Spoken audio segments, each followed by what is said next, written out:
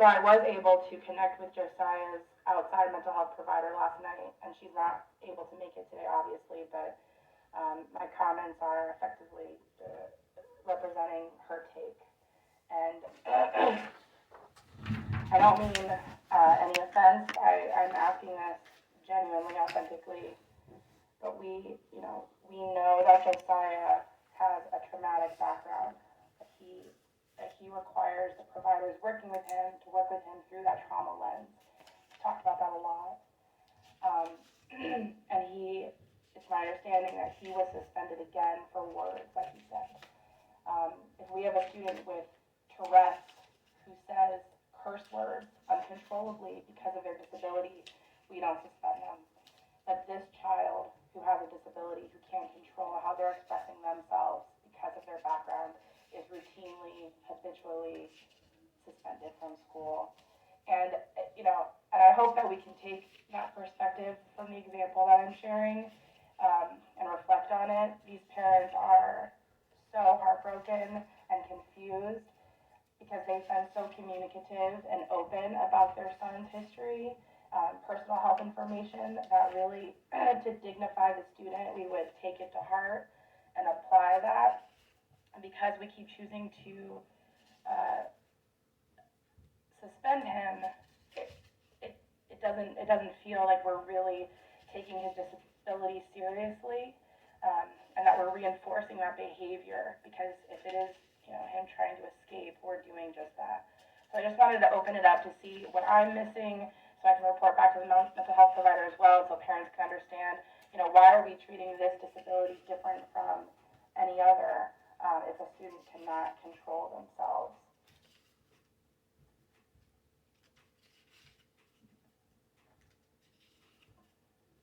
So up until this week, Josiah only had one out-of-school suspension.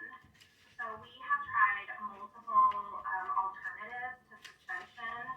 So we're not at, as we know, a student who's been in IEP, if they are suspended, that 10 times is that threshold where then we look at, is this a manifestation? And yes, it's words, but they're scary words and threatening words, and I am required also to follow the code of conduct and investigate, interview any other student, and I can't share other students' information with you, nor can I share Josiah's information with any other family. That it's very hard, I know.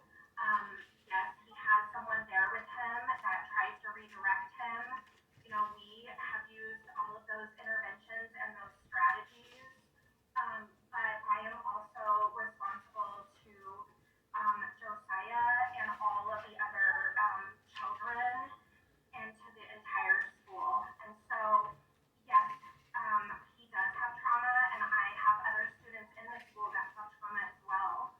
And they still cannot make threatening comments or threatening words. So I know that's difficult. We are having a meeting on Monday, a district level threat assessment, because this has been multiple times, and it is affecting the safety of others as well. So he hasn't, I know that's confusing, but looking right now, he has only had out of school, he had a half a day on October 22nd and 1 day on October 25th.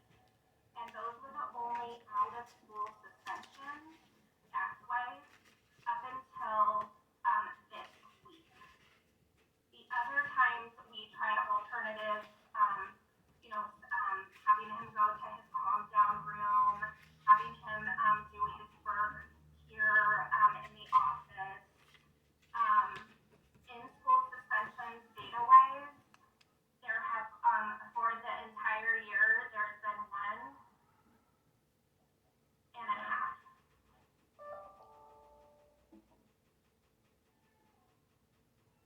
Trevor, Pamela, do you guys have that? I do have it. I guess I have one question though. If we're talking about moving them to a school that has more support, I guess what's the difference? How come Miss Hawley can't provide the same support that another school would provide in these situations for a kid with behavioral issues? That's where it gets really confusing. What's different about why is it Miss Hawley can't provide the same kinds of things that the another school would provide? Well, I guess we got more support, but it's really confusing that it just doesn't, I don't know, it's just really confusing as a parent. I think it's unfortunate that because of COVID, we've had to reschedule our tours of the center-based programs till after this meeting, because I think you'll see when we look at other programs, Principal Howley's school at Green Gables, there isn't that center-based program there, with the staff that has specific training and mental health providers who have specific background and work experience that are tailored to student profiles like Josiah. So the district does offer a continuum of services, and part of that continuum is that center-based programming and access to that and to those folks who run it. So, I think it's a really good question, Trevor. Sorry, Mr. Flint. Why can't all neighborhood schools accommodate all kids, especially if they're not medically fragile? I personally think that they should, and I believe that they can. But in this case, it's very clear that that's not going to happen. And that's not Josiah's fault.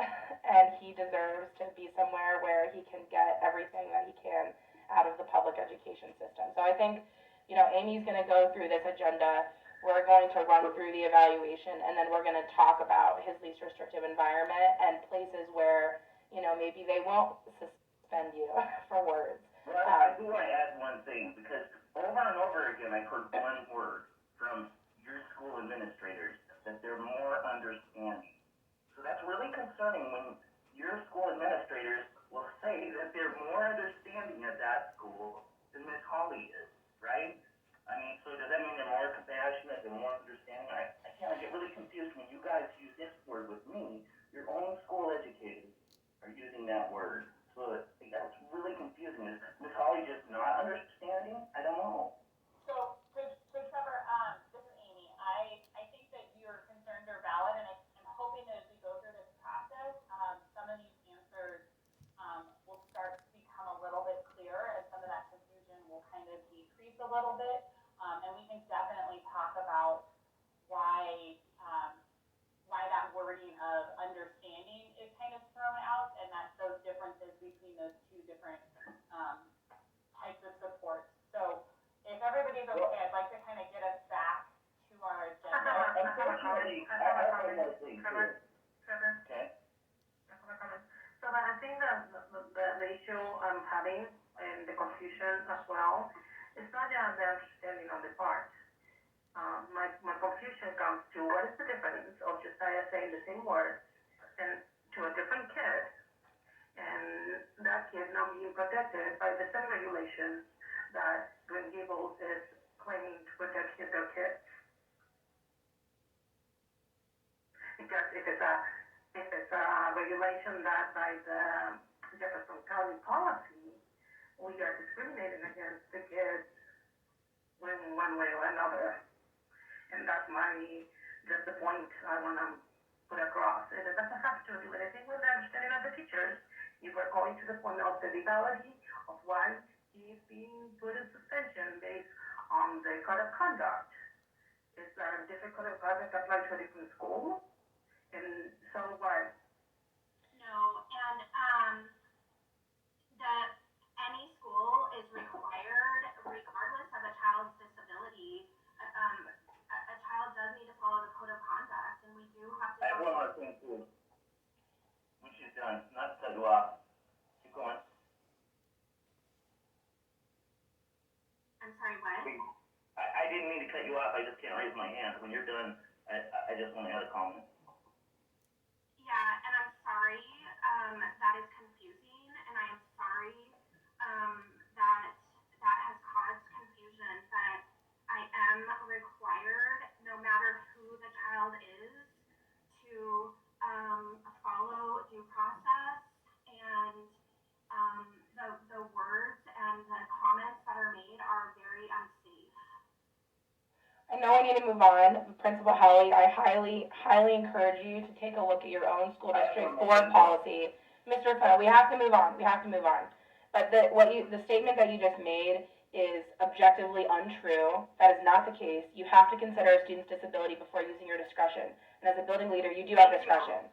Right. I do, but So saying that words are a safety concern,